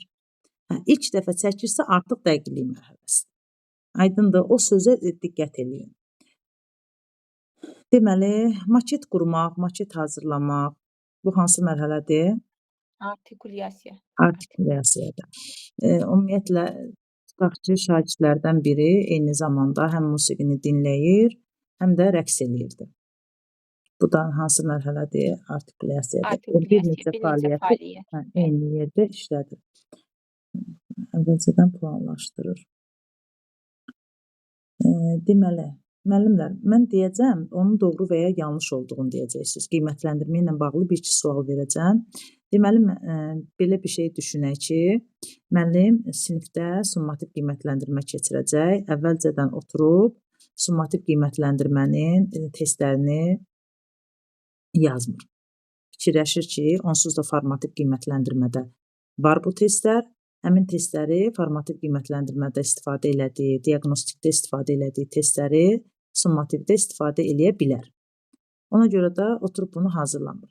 İndi müəllim burada summativ qiymətləndirmə doğru yerinə yetirir. Yəni, ümumiyyətlə, müəllim formativdə, diaqnostikdə istifadə elədiyi testləri summativ kimi istifadə eləyə bilər, yoxsa bilməz? Xeyr, edə bilməz. Çünki summativ bölmə üzrə olur. Formativ gündəlik olur. Diaqnostikdəki digər mövzularda əhatə eləyə bilər. Bəli, uyğunluq prinsipi müəllimə pozulmuş olacaq orada. Uyğun olmayacaq. Formativ aydan gəlmişdi, müəllimlər.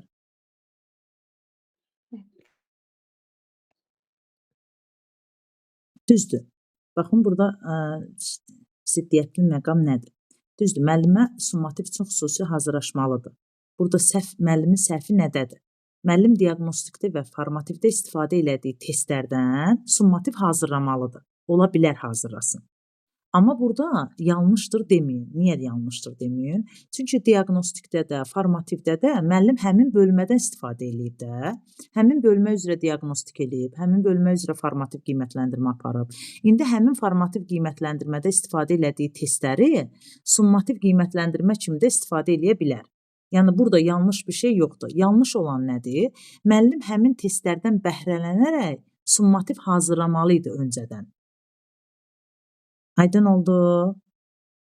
Yəni, biraz qarışıq ona görə dedim ki, görüm hələ siz, məsələn, hamı qətiyyətlə deyir ki, formativdə istifadə elədiyi testi summativdə istifadə eləyə bilməz. Elə bir şey yoxdur. Diaqnostikdə istifadə elədiyində, onda elə ola bilər təlim nəticələrinə uyğun olmalıdır. Məqsədli olur. Orada yazılan, Sevinc müəllimədən əvvəl yazan müəllim kimdirsə, zəhmət olmasa səsi açın, deyin də, əgər mümkünsə və yaxud da geniş yazın, mən bilmədim. Etiraz edəcək. Ayşə müəllimə. Bəli, müəllimə. Onda o keçirilən mövzulara uyğun olmalıdır da müəllimə, yoxsa uyğunluq prinsipi pozular. Bəli. Summativ keçirilən mövzulara uyğun olmur ki, formativ keçirilən mövzular haqqında olmur ki, yəni hər günün gündəliyi qiymətləndirməsi formativ vasitəsindən olur. Summativdə ayın sonunda olur. Summativ ayın sonunda olanda da yenə də müəllim həm diaqnostikdə, həm də formativdə istifadə edir. Tutaq ki, diaqnostikdə testlər istifadə edib, görüb ki, şagirdlərin çoxu buna yanlış cavab verdi. İndi yanlış cavab verib həmin bölməni bitirəndən sonra yenə də həmin diaqnostikdən istifadə eləyə bilər. Summativ, yəni xüsusi aydan gəlmir ki, elə o bölmədən gəlir də, uyğunluq prinsipinə uyğun olur. əməl eləyərək. Aydındır, yəni doğru olur. Amma burada səhv olan nədir? Müəllim summativə təzədən necə deyim, həmin testlərin üzərində işləyib və yaxud da bir vərəq üzərində işləyib. Yəni sadəcə plan qurmuş kimi girməli idi sinifə.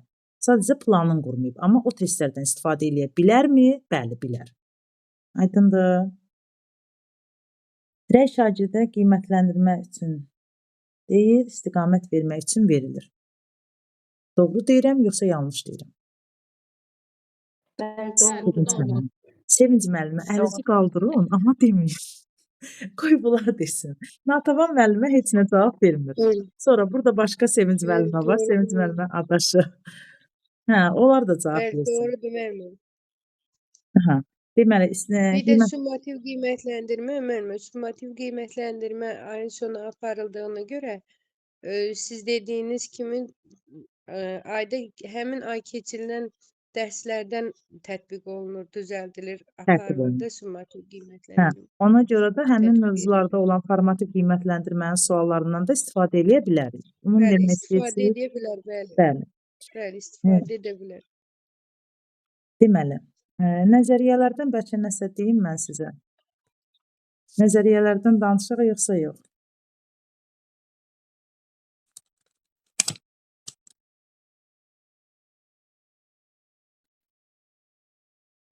Deməli, müəllimlər nəzəriyyələr istəyir deyəsən kimsə. Gəlin özümüzə qayda qoyaq və bu qaydanı tətbiq eləyək. Bu hansı nəzəriyyədə, hansı mərhələdir? Yəni belə atıram da bu sualı. Görüm o nəzəriyyə yadınıza düşəcək. Mənəvi inkişaf nəzəriyyəsi müəllimə. Aha. Qaydaları sevir, şahdır, qayda qanun Hə. şahdır. Konvensional səviyyədə, konvensional mərhələnin hansı səviyyəsidir? Nədir? Nə deyir? Sosial müqavilə. Deyir ki, gəlin biz özümüzə qayda qoyaq. Yəni biz özümüzə qayda ona görə bu sualı yazmışam ki, qayda, qanun, sosial nizamı qorumaq ancaq qaydalara riayət eləyir. Deyir ki, mən bu qaydanı pozmayım ki, sosial nizam bölünməsin. Sosial nizam pozulmasın. Amma gəlir özümüzə qayda qoyaq. O deməkdir ki, yəni bizə uyğun olan qayda qoyaq. Başa düşürsüz onu? Yəni bizə uyğun qaydanı cəmiyyətlə bu insanlar, bu mərhələdə olan insanlar fikirləşirlər ki, əgər qaydalar cəmiyyətin mənafeyinə xidmət eləmirsə, qanunlar cəmiyyətin mənafeyinə xidmət eləmirsə, bundan istifadə eləmək lazım deyil. Razısınız müəllimlər? Yəni bura qədər Düzdür müəllimə, mühakimə edirlər müəllimə. Aha, qaydanı, qanunu mühakimə eləyirlər.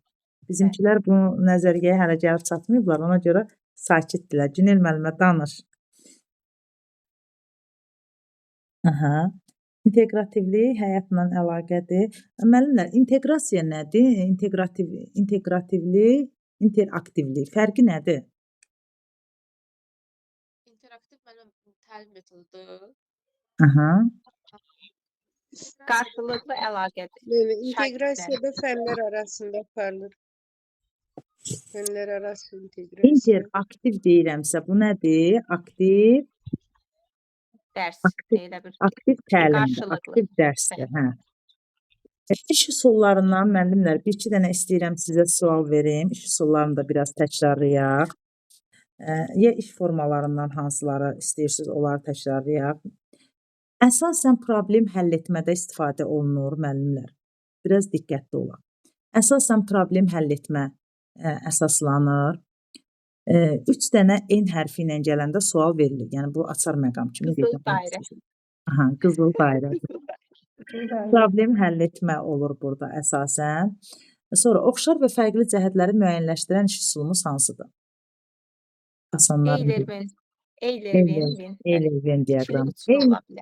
Eyler-Venn diaqramı əsasən hansı bacarıqları formalaşdırır və hansı fənlərdə daha çox tətbiq olunur? Riyazi fənlərdə müəllimə daha çox istifadə olunur. Daha çox tətbiq olunur. Sonra hansı bacarıqlar formalaşdırır şagirdlərdə əsasən? Yəni dəyərləndirmə, ümumiləşdirmə, təhlil edir, təhlil bacarır. Aha, təhlil bacarır. Əsasləndirir. Əsasən hansı təfəkkürdən istifadə eləyir? Məntiqi. Əsasən məntiqi, amma tənqidi təfəkkürdə var burada. Çünki əsaslandırmaq var. Amma əsasən məntiqi ilə işləyir. Sonra deməli yavaş-yavaş yazdıqlarımdan buradan situasiyalardan deyim, bəlkə situasiyalar çoxdur. Deməli 3 əsas həll yolu seçilir. Sonda birin müəyyənləşdirirlər. Müzakirə xəritəsi. Yox. Müzakirə. 3 əsas həll yolundan müəllimlər 3 əsas həll yolundan sonda biri seçilir. Sevinç müəllim. Qərarlar ağacı. Sevinç müəllim. Dayanın. Sevinç müəllimə imkan vermir. Qərar ağacı. Bəli, qərarlar ağacıdır. Əsasən 3 dənə həll yolu seçilir. Ondan sonra sonda biri həll yolu olaraq seçilir. Bəli, müsbətlərinə mənfilərini götürülür. Daha çox müsbət olan tərəf elə bir o Bəli, həmin bəli. daha çox fikir götürür. Cisim və hadisələrin xüsusiyyətlərini sadalayırlar. Dinləyib anlama bacarığı formalaşdırır. Köhnə bilikləri aktivləşdirir. Sevinç müəllimə. Siz dayanın. Siz deməyin də qoy bunlar da tapsın. İndi Sevinç müəllimə məndən inciyər. İnciməyin amma. Hə, tapdınız müəllimlər. Aksiyon müəllim. Fatimə burada çox passivsən. Burada Hüseyn yazılan müəllimə var. Niyə danışmırsınız ay müəllimə? Siz də danışın. Aha, sonra nə deyək? Hər hansı bir hadisəyə müxtəlif istiqamətdən yanaşırlar. Yəni standart yollarla yanaşmırlar. Fərqli yanaşmağa çalışırlar. Bu oyun vasitəsilə, bu iş üsulu vasitəsilə. İş üsulunun adı nədir? Hər hansı bir hadisəyə olduğu kimi yanaşmırlar. Fərqli istiqamətlərdən yanaşmırlar. Necə? Əşya və hadisələrə müxtəlif baxmaq. Yəni Bəli, əşya və hadisələrə müxtəlif cəhətdən yanaşmaq. Deməli, müəllimlər, əsasən dil dərslərində istifadə olunur. Əsasən Azərbaycan dili dərslərində, ədəbiyyat dərslərində istifadə olunur. 5 əsas məqam qeyd olunur. Sinqven iş üsuludur. Sonra qruplarla istifadə olunur. Müəllimlər, bu da ona bənzər bir adı var. Qruplardan istifadə olunur. Problemin optimal həlli üçün variantlar, yəni seçilir. Qruplar ayrılır. Başqa insanlara olan fikir söyləyərkən hörmət əsasdır burada. Yəni başqalarının söylədiyi fikrə qarşı hörmətlə yanaşmaq, tənqidi və məntiqi təfəkkürü formalaşdırır. Yaradıcı təfəkkür də var burada. Söz assosiasiyası var. Dinləmə mədəniyyəti daha önə çıxır və qruplarlandır. Sonda problem həll etmə var. Ən səmərəli olan seçilir. Qarşı oldu. Müəllim də deyərdiniz də. Zəhmət Biraz çox olmasa. oldu. Deməli, şagirdlərdə formalaşdırdığı bacarıqlardan danışıram. Baxın, Sevinç müəllimə deyir. Bu mən nə edeyim axı? Sevinç müəllimə yenə dedi. Sevinç müəllimə dedi hocam. Problemi optimal həlli yolunu seçilir. Yəni qruplar formasında olur, müəllimlər sinekdikadır. Qruplar formasında olur. Bir dənə problemi ortalığa qoyulur. Digər qruplar bu problemin həlli yollarını təklif eləyirlər və sonda o problemin həlli yolundan hansı daha uyğundur, hansı qrupun dediyi fikir daha uyğundur, onu bir nəfər olur, yəni bunu seçir, ayırır. Müəyyənləşdirir ki, bu daha optimal həlli yoludur. Problemin həlli yolunu seçilməsi, fikrin inteqrasiya olunması, başqasının fikrinə hörmətlə yanaşmaq, əsaslandırılmış bacarıqlar, yəni əsaslandırma bacarığı, fikrin əsaslandırma bacarığı tələb eləyir bu iş üsulu. Tənqidi, məntiqi, yaradıcı təfəkkürü formalaşdırır. Söz assosiasiyası yaradır, əsasən dinləmə qabiliyyəti var. Burada bu sinektikada daha çox qrupların arasında olur deyə bir-birinə dinləmə mədəniyyəti formalaşır şagirdlərdə. Belə müəllimlər. Sonra elə bir iş üsulumuz var ki, müəllim onu dərsin əvvəlində daha çox istifadə edir. Beyin həmləsi. Beyin həmləsi haqqında beyin həmləsi haqqında başqa nə deyə bilərsiniz? Müəllim, orada şagirdlər fikirlərində elə heç kəsə müdaxilə eləmir. Aha. Yəni ki, Şagirdlərdə özünə inam formalaşır. Fərqli hücum, beyin fırtınasıdır ikinci adı. Hansı alimin adı ilə bağlıdır? Osborn tərəfindən yaradılıb. 1953-cü ildə Osborn tərəfindən müəyyənləşdirilmişdi. Amerikalı Osborn tərəfindən bu iş üsulu təhsilə gətirilib. Yəni şagirdlərin müstəqil fikirlərini söyləyirlər, müəllimlər onun lövhəyə yazır, heç kim hakim Həm qrup olmur. şəkildə olur, həm də fərdi şəkildə olur. Bəli, bəli, bəli. Şagirdlərdə əsasən nəyi formalaşdırır? Hansı təfəkkür növünü formalaşdırır? Düşüncələr. Hər Yaradıcı üç təfəkkürü formalaşdırır. Ancaq yaradıcı təfəkkürü daha çox Hər üç formalaşdırır. Hər üçünü də formalaşdırır, amma ən çox da yaradıcı təfəkkür biraz üstlük təşkil edir.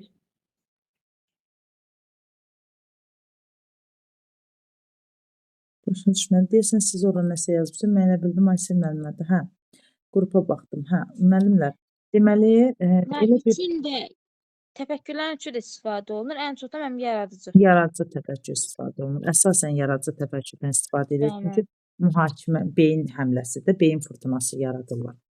Problem həll etmə var orada. Daha çox məntiqi təfəkkür və yaradıcı təfəkkür. Tənqidi təfəkkür də ona görə istifadə olunur ki, tənqidi təfəkkürdə şagirdlər bir-birinin fikrinə qarşı hörmət müşahidə ilə deməli hörmət göstərirlər də ona görə. Deməli bu iş üsulunda 2 dənə dairə olur. İçəridəki dairə fikir söyləyir, xaricdəki dairə isə həmin fikrə qarşı münasibət bildirir. İş üsulunun adı nədir? Akvarium. Akvarium. Daxili xarici dairələr. Aha, sonra deməli müəllim hər hansısa bir məlumatı sinifə ötürür. Həmin məlumat getdikcə genişlənir. Şagirdlər bu zaman düşün, birləş, bölüş strategiyasından da istifadə edirlər. Getdikcə daha geniş şəkildə bütün sinif müzakirəyə qoşulur. Qartopu. Qartopası, bir də sinif küncləri. 1, 2, 3. Yox, o sinif küncləri razıyam, razı Müzakirə də deyil. ola bilər. Müzakirə xəritəsi. Müzakirə xəritəsidir. Müzakirə xəritəsi. Sinif künclərində müəllimlər, sinifin künclərində razıyam, razı deyiləm, əmin deyiləm və yaxud da əminəm. Bu yazılar yazılır, qoyulur və uşaqlar həmin fikirlə razı olanlar razıyam, razı deyiləm, razı olmayan tərəfə, əmin deyiləm, o da bir tərəfə yığılırlar. Yəni uşaqlar həmin o fikrə əsaslanan uşaqlar həmin künclərə gedirlər. Əsasən deməli dərsin sonunda refleksiya məqsədi ilə aparılır. Bunu deyirəm.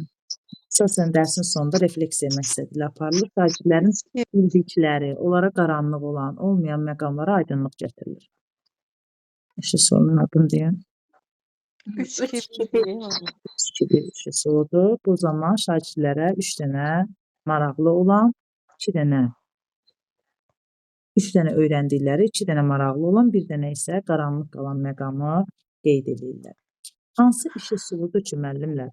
Nə, niyə, nə vaxt, necə, kim, harda suallarına aydınlıq gətirir. Mən Kipling müəlliməm. Mən 4N 1KH-dır. Bəli, O da həm də mən 5W 1H da gedir ən çox da. Aha. Burada əsasən hansı təfəkkür formalaşır əsasən? Mən bura deyəsən Aha. Hansı təfəkkürdə əsasən formalaşdırdığı? yaradıcı. Yaradıcı təfəkkür daha çox formalaşır. Çünki şagirdlər əməlli başlı burada özlərinin ortalığa qoyurlar da kim, nə üçün, niyə, harda, özlərindən uydura da bilərlər. Həmin məsələyə problem həll edirlər. Deməli, alqoritm var, proses var, ardıcıllığı deyirlər. Sonra, yəni təfəkkürün 3 növü, 3-ü də var. Məntiqi təfəkkür də var, tənqidi təfəkkür də var, yaradıcı təfəkkür də var. Başqa adı da Kiplingdir.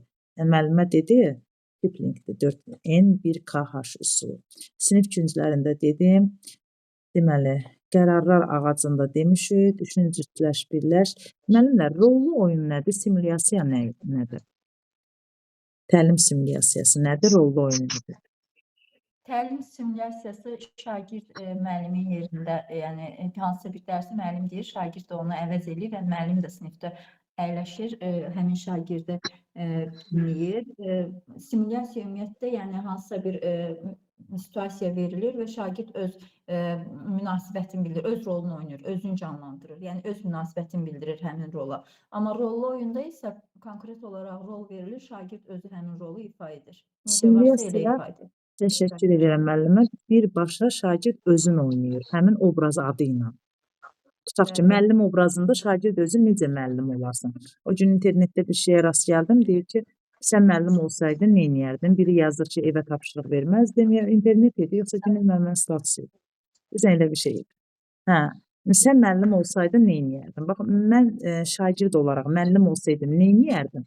O simulyasiyadır. Günel müəllimə o simulyasiyanı canlandırmışdı, indi yadıma düşdü.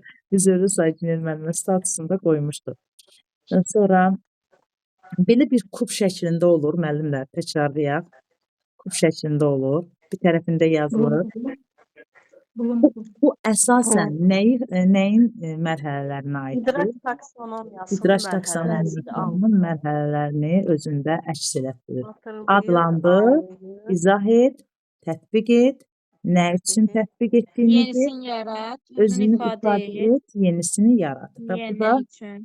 bu da bulum kubudur. Bəs bu hansı təfəkkürü inkişaf elətdirir müəllimlər? Görüm düzgün cavabı kim deyəcək? Tənqidi olardı yəqin ki.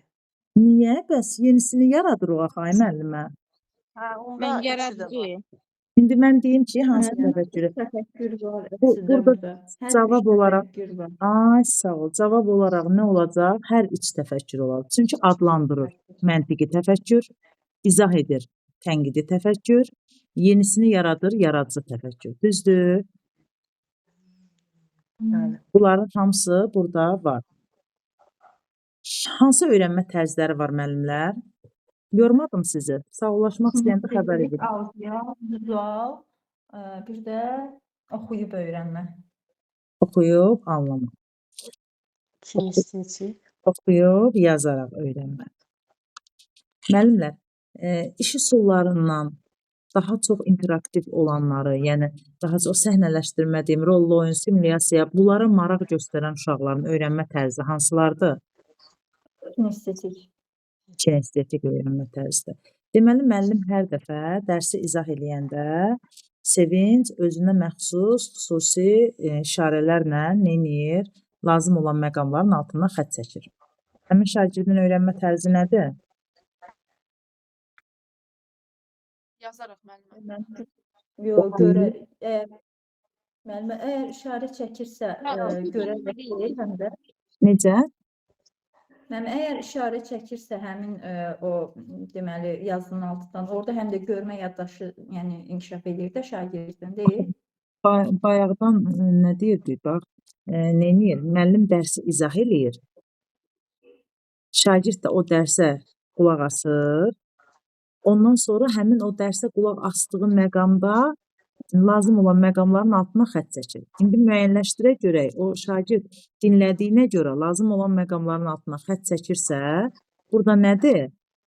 Mən oxuş yazar. Audio. Bax, əgər Oxuş yazarıq. şagird oxuyub, lazım olan məqamların altına xətt çəkirsə, bu nədir? Bu oxuyub yazaraqdır. Müəllimin dediyindən, göstərdiyindən, izah etdiyindən müəllimə vurğuladı. Oradan qeydlər götürürsə, xəttlər çəkirsə, bu olacaq vizual. Aydındır. Əgər çertiyor çəkirsə, xətt çəkirsə, hər hansı bir xəttdən istifadə edirsə, izahdan sonra bu olacaq nə? Vizual. Deməli, ünsiyyət və psixomotor bacarıqlar özündə formalaşdıran kurikulum prinsipi. Ünsiyyəti, psixomotor bacarıqları, anlama qabiliyyətini özündə formalaşdırır. Hansı kurikulum prinsipidir? Şəxsiyyət yönümlü. Bəli, şəxsiyyət yönümlü. Həyati bacarıqları özündə formalaşdıran kurikulum prinsipi. Tələb yönümlü. Cinil müəllimə, dərk etmə, başa düşmə, anlamaq, yəni anında emal etmək var. Ondan yüksək bir şey qazanmayacaqsınız da. Yəni inanın ki, imtahandan çıxandan sonra öz-özünə fəxr eləyəcəksiniz. Bu sualların üstündə çoxlu işləsəz, çoxlu düşünmə, yəni anında refleksiya kimi gəlir o sizə artıq. Bilirsiniz anındakı, yəni bu nədir? Tələb yönümlülükdə 21-ci əsr bacarıqlarına uyğun dərs qurursa, müşagirddə 21-ci əsr bacarığı, özüm 21-ci əsr demədim, deyən kimi tələb yönümlülük deyəcəksiniz. Özüm yumşaq bacarıqlar dedim ki, biraz emal uzun çəksin. O da çəkmədi. Sonra deməli, əvvəlcədən müəyyən eləyir ki, mən filan nəticəyə çatmalıyam, ona görə də bu gündən planımı qurmalıyam. Bu nədir? Nəticə sözü varsa orada, əlbəttə ki, siz onu tutacaqsınız. Mən deyirəm ki, müəllimlər, biz tam orta təhsili məcburi alırıq və müəllim bu tam orta təhsili məcburi alsın deyə hər dəfə dərsə gəlməyən Həsənin evinə gedir, tələb eləyir ki, sən 11-ci sinif bitənə qədər mütləq məktəbə gəlməlisən. İndi deyin mənə görüm, mən doğru söyləyirəm, yoxsa yanlış? Yanlış müəllimə. Yanlış. Məcburi olan, icbari olan nədir? 9-cu sinifə qədər. 9-cu sinif. Ümumi orta təhsildə. Bəli. Qeyri-formal təhsildə, diqqətlə qulaq asın müəllimlər, qeyri-formal təhsildə mən aldığım sənədlə, qeyri-formal təhsil almışam, aldığım sənədlə dövlət müəssisəsinə işə qəbul ola bilərəm, yoxsa yox? Yox. Müəllimə. Çünki Olmaz. Formal təhsil məzmununa verilir. Aha. Mənə deyin görün, fərdi təhsili, yox, fərdi təhsili, müəllimlər, fərdi təhsili məktəbdə alıram, yoxsa evdə alıram? Evdə Müəllimə, məktəbdə də ala bilərsiniz, evdə də. İndi mənə ayıraq. Birini evdə alıram, birini məktəbdə alıram. Deyin görüm, fərdi təhsili evdə alıram, yoxsa evdə təhsili? Fərdi təhsili məktəbdə alıram. Fərdi təhsili məktəbdə alırsınız, müəllimə. Aha. ev təhsilini deyil. evdə təhsil üçün evdə təhsil vardı, özü sağlamlıq vəziyyətinə görə yəni təhsil almalıdır, yəni olmayan şəxslər üçündür. Fərdi təhsil məktəbdə olmalıdır. Deyil. Fərdi təhsil intellektual cəhətdən daha üstün olan şagirddir. Amma evdə təhsil isə hər hansısa bir fiziki cəhətdən məhdudiyyəti olan şagirdlər də olur. Bəli. Bəli. Aha. Müəllimlər, 4K bacarıqlarından xəbərimiz var. 21-ci əsr bacarıqları 4K. Bəli, kommunikasiya, kooperasiya, kritik, kommunikasiya. Kreativlik. Əgər mən tutaq ki, adi belə deyim, toz soran icad eləmişəmsə, heç K-da yoxsa böyük K-da? Böyük olar bu. Böyük bəli. Hamının istifadə etdiyi. Böyük. Toz soran Günel müəllimə. Günel müəllimə deyim. Posteran axı hamı istifadə edir, amma böyük deyil. Yəni, o Kəşf dünya... eləyib, istifadə eləyib, yox. Kəşf eləyib demədim mən. istifadə eləmişsiniz, yoxsa Yox, kəşf eləyən, ixtira eləyən. kəşf eləyən böyük K olur, yəni cəmiyyət üçün də axı. Amma cəmiyyət o Amma, toz sorandan istifadə eləməsə onu başqa şeylə əvəz eləyə bilər axı. Məncə kiçik qadın müəllimə, böyük qadın. Kiçik K-dır. Böyük K məsələn atomdur. Sonra böyük K necə deyim, bu xərçəng xəstəliyinin dərmanını icad edən olsa böyük K-dır. Çünki olmazsa olmazıdır. İnşallah da olar elə bir şey. Aha, sonra yavaş-yavaş. Müəllimlər, bir insan müəllim dərsi keçir, hər dəfə dinləyən Həsən, tutaq ki, sinifdə 19 nəfər uşaq var, 20 nəfər uşaq var, hamısı başa düşür. Bir dənə Həsən deyir ki, müəllim, mən sizin dediyinizi anlaya bilmədim. İndi Həsəndə hansı kurikulum prinsipi formalaşmayıb? Şəxsiyyət yönümlülükdür müəllimə, idraki cəhətdən. İdraki cəhətdən, hə. Deməli, Hər dəfə özünə söz verən Həsən deyir ki, mən internet resurslarından müəllimin tapşırdığı informasiyanı toplayacağam, mən də müəllimə təqdimat hazırlayacağam, sabahçı dərsi yerinə yetirəcəm. Hər dəfə özünə söz verir, amma hər dəfə də buna görə telefonu əlinə alan Həsən sonda nəticəsi uğurlu olmur. Həsəndə çatışmayan 21-ci əsr bacarıqlarından da belə deyim, savadlılıq. Hansı savadlılığı yoxdur? Necə? Rəqəmsal yoxsa Rəqəmsal savadlılıq. Rəqəmsal savadlılıqdır, yoxsa informasiya savadlılığıdır? İnformasiya. Məncə informasiya savadlılığı. rəqəmsal? Lazım olan Rəqəmsal məlumatı savadlılıq- tapmaqda çətinlik çəkir. Baxın, lazım olan İnformasiya məlumatı, savadlılığı. bəli, lazım İnformasiya olan savadlılığı. informasiyanı toplamaqda çətinlik çəkir. Bəli, bəli. Deməli, Həsən balaca olmağına baxmayaraq, Həsən və yaxud da Hüseyn balaca olmağına baxmayaraq, hər dəfə atası əmək haqqı alanda nəyi hara necə xərclədiyini gəlib Həsəndən bölüşür və inanır ki, Maliyyə savadlılığı. maliyyə savadlılığı bəli. Maliyyə Bilmədi. Dövlət rəmzlərini tanıyır, onlara hörmət edir, Azərbaycançılıq ideyalarını təbliğ edir. Mən fəal vətəndaş. Baxın, diqqətlə Milli baxın. kimliyin dərki və iftixar Diqqətlə baxın. Vətənpərvərlik. Mən sizə bunu ayırd eləməyin yollarını demişəm. Dövlət rəmzlərini tanıyır, hörmət edir, Azərbaycançılıq ideyalarını göstərir və təbliğ edir. Azərbaycançılıq ideyalarını. Milli kimliyi də Milli kimlik. Aha, təbliğ edir sözü varsa nə olacaq? milli Təbliğ kimliyi edir. də. Milli iftixar hissi mütləq olacaq. Çünki Milli təbliğ eləyir. Təbliğ eləyir olmasaydı, siz deyən idi. Milli kimliyin dərkindən dayanırdı. Amma təbliğ eləyirsə, milli iftixar hissi də oradadır. Bölgələri tanıyır, dövlət atributlarına hörmət eləyir, dövlətçiliyi, siyasətini müdafiə eləyir. Bu nədir? Fəal vətəndaş mövqeyi. Deməli, bunu həmişə deyirəm. Həm özü, tutaq ki, səs verməyə gedirlər, həm özü səs verməyə gedir. Parlament seçkisi seçilir, prezident seçkisi olacaq. Həm özü gedir, həm də ətrafında olan insanları seçkiyə cəlb edən insan hansı dəyərlərlə bağlı, deməli, hansı xüsusiyyətə malikdir, hansı savadlılıq deyil. Şəxsi və Sosial məsul. sosial məsuliyyətdir. Həm özü başa düşür öz məsuliyyətin, həm də cəmiyyəti adaptasiya edir ki, biz gedib nə etməliyik, səs verməliyik.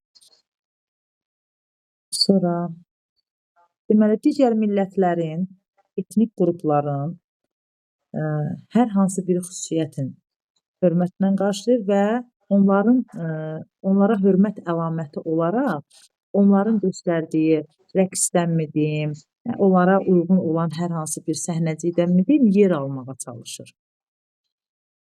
Həmin şagird dəyərlərlə bağlı hansı səriştəyə malikdir? Mədəni məlumatlılıq müəllimə. Mədəni müxtəlifliyə hörmət, tolerantlıq səriştəsinə malikdir. Sonra müəllimlər, yorulmadınız ki? Yoruldunuz məncə, sağollaşaq bəlkə. Yəni, mənə istədim ki, keçdiyimiz mövzuları təkrarlayaq. Sevinç müəllimə buradadır. Sonra da elə bilirəm ki, pis deyil vəziyyət. Nəzəriyyələrdən bir dəfə də belə, gələn dəfə də tam nəzəriyyələri əhatə eləyək. Razısınız müəllimlər? Bəli, müəllimə. Məntiq xətaları haqqında demişdim. Məntiq xətaları haqqında demişdim, dərs eləyəcək. Onu, yəni bir dənə də məntiq xətaları haqqında eləyəcəm. Bir dənə son situasiya deyim, görüm hələ burada necədir vəziyyətimiz. Deməli.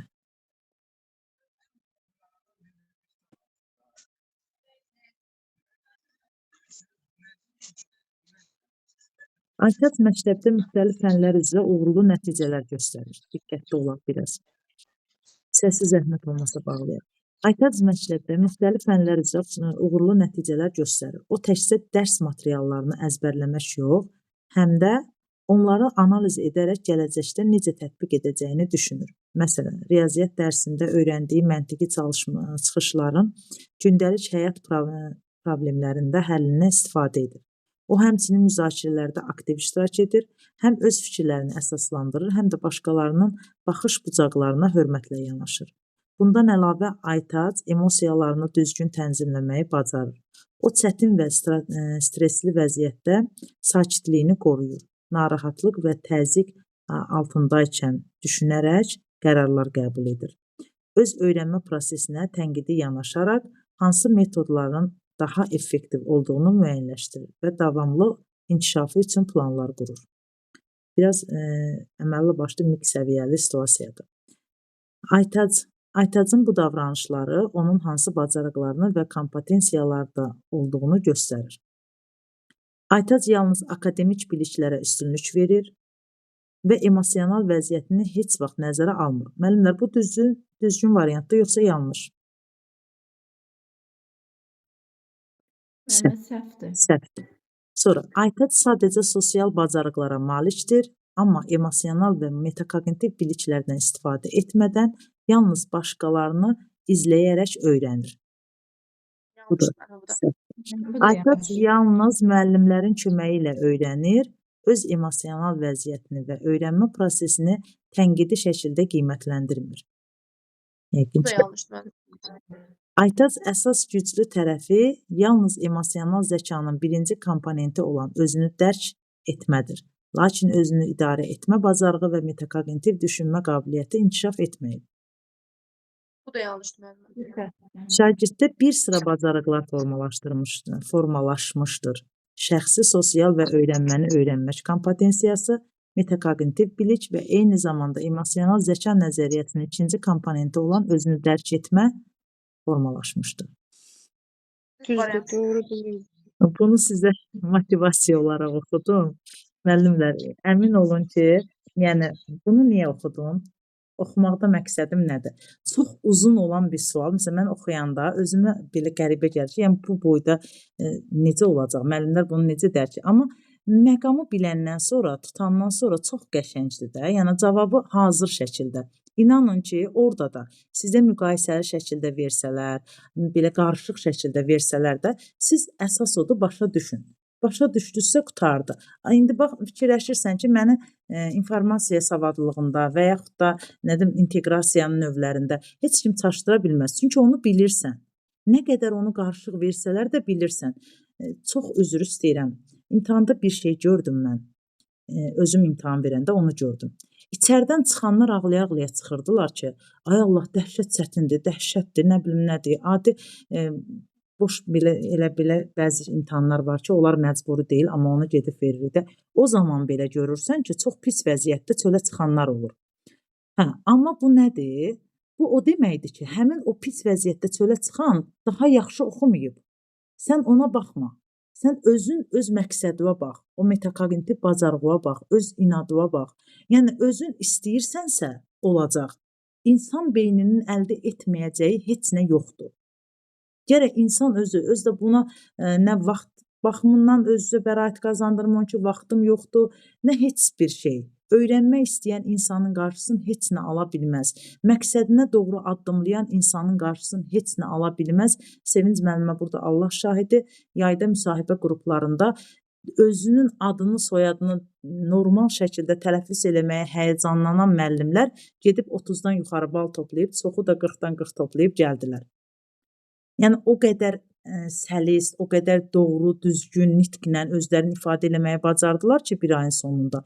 İnanın Allaha, yəni elə müəllim var idi, 3 gün, 5 gün qoşulub dərslərimizə. Amma çox yaxşı nəticələr əldə elədilər. Əmin olun ki, siz də məqsəd qoysunuz, heç vaxtda zəif biləndən özünüzə motivasiya götürməyin. Demirəm, zəif bilənə də kömək eləyə bilərsiniz. Amma deməyin ki, o neçə ildə hazırlaşır, heç nəticə əldə eləməyib, mən nə edəcəm bir ilə? Heç vaxt ruhdan düşməyin, motivasiyadan düşməyin.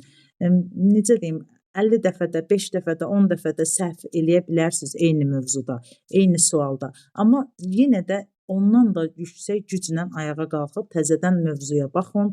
Heç vaxt özünüzə inamınız azalmasın. Mən sizə inanıram, siz də özünüzə inanın.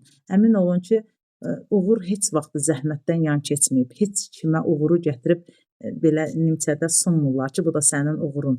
Uğur ancaq zəhmətdən keçir. Heç bir zəhmət də heç vaxt yerdə qalmır.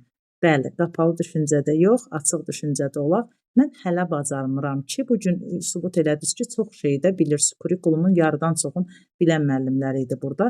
Bəzi nəzəriyyələr var, onda mən sual vermədim. Bəlkə də sual versəydim biləcəkdim. Gələn dəfə söz verirəm ki, nəzəriyyələrin üzərindən işləyəcək müəllimlər. Gələn dəfə yaxşı-yaxşı nəzəriyyələri hazırlaşaq. Uğur arzulayıram hər birinizə. Yaxşı ki, buradasınız. Təşəkkür edirəm. Çox sağ olun. Gecəniz xeyrə qalsın. Sağ olun Əmə, gecəniz xeyrə qalsın. Umarım ki, yəni düşünürəm ki, yararlı oldu müəllimlər, hə? Bəli, Bəli, müəllimə, çox sağ olun Esmirə müəllimə. Çox Siz sağ olun. sağ olun. Bəli, Təşəkkür Sağ edirəm. olun. Minnətdaram. Sağ olun.